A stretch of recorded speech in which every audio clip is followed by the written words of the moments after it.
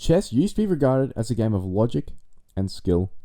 However, in the modern era of the game, where computers can tell you what's good or not, memory is now preferred over skill. Just look at these openings. Over 100 million games on Lichess alone have been devoted to the Knight c6 Sicilian, and 48 million have featured the Slav defense. Now, if you really want to play these normal mainstream openings, or do something that's somewhat different or maybe dubious, then take a look at my lichess.org account. My name is in the top right corner, and just steal some stuff from my whole entire repertoire of my 13 years of playing the game. We've got absolutely everything that I've ever played covered. But to be honest though, I found this memorization meta to be kind of annoying and boring and unfair, because it benefits players who actually have the time to sit down with a chess book or hop onto an analysis board and explore all the possibilities of the London, for example. Or maybe some chess streamer has revealed your pocket opening, like the delayed Sicilian and French wing gambit, making it no longer viable. In the age of technology, chess players who like to experience the uniqueness of the game are negatively affected. Let's change that. Now, I'm not a chess genius or professional. Maybe it's because I play these weird openings. But trust me when I say that moves like this, e3, will simply make you a better player. Because let's say black plays e5. Well, you can play whatever type of game you like.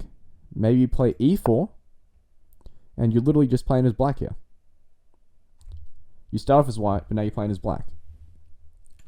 Maybe you could play c4 for a better Sicilian where you're up the tempo. Knight to f3 could work, where you play some type of Alekhines where you run your knight across the board. Or maybe you transpose to a better French where black can't hold their d-pawn with their c-pawn. If black plays d5 after e3, for example, maybe you could play c4 and make the game into a better old Benoni, because your opponent can't really push their d-pawn because you take, trade off, and it's significantly better for you.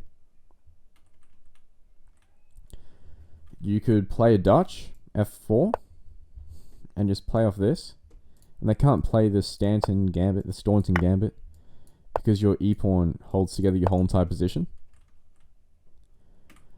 Or maybe you could play an English defense, where you develop a bishop to b2, you play f4, you dominate the dark squares, you dominate the king side, and your whole entire idea is to prevent black from playing e5.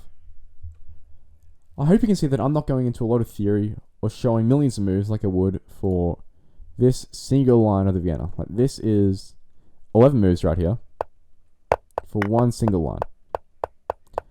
And there are about 20 sublines following queen g4. There's king f8, there's g6, there's bishop f8, there's queen f6. Like, just there are so many lines in these mainstream openings, and your opponent's going to know about them because they're all mentioned on the Lichess analysis board, because they're all mentioned on YouTube, right?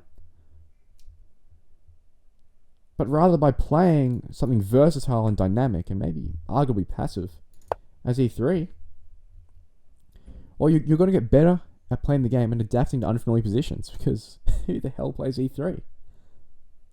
Right, so you're basically playing down a tempo as white, but your position is significantly better. Because let's say that your opponent is a London player, right?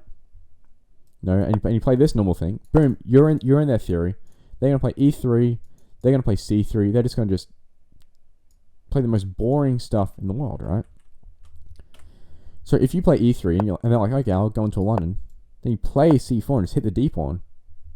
They can't really do the London because you just keep on putting pressure at d-pawn, and because you're up that tempo, your bishop's open, so they can't take, right? Your queen can swing over to f3 if it needs to, or b3, and there's no trapping the queen on b7 here, because your bishop has that open line, so it's able to take. After the pawn takes, you give bishop check, right? There's just so much versatility in these openings, and this also help you play as black, because let's say this: e3, d5, c4. Okay, what does that transpose to? Well, we go back to the first move, and let's say we have d4. Now, sure, your pawn isn't on e6, but you can play c5 right here. This is the old Benoni defense. I play it a bit. And you can transpose to something like this. And sure, you're down the tempo. It's black, but it's just going to help your understanding and broaden your knowledge of the opening. Because one tempo won't make that much difference, while it is still important and will give white an edge here. White an edge here, because d4 is impossible. No, it's just got so many more options, and your experience regarding these unfamiliar positions will increase, and you'll be able to identify tactics in these unique positions, while your opponent, who's some boring London player who doesn't know anything about the game, rather than d4, bishop f4, e3, c3, they're going to be stunned. They're not going to know what to do. That's the whole entire point. I say that we bring chess back to being the better player rather than just memorizing openings. Because you don't need to memorize much here. Just attack the d-pawn, and if they ever push, you just take. And just develop normally. That's all it is. You can play on the queen side. You can play on the king side. You can hit the b-pawn. You can hit the g-pawn if you really wanted to by developing this bishop. There's so many options. Hell, if you're the guts on move 1, you play knight to c3 and play reverse 2 knights tango. Reverse Mexican defense. Right, if they push, then you swing the knight around, and your knight just end up on g3 and f3. That's how simple it is.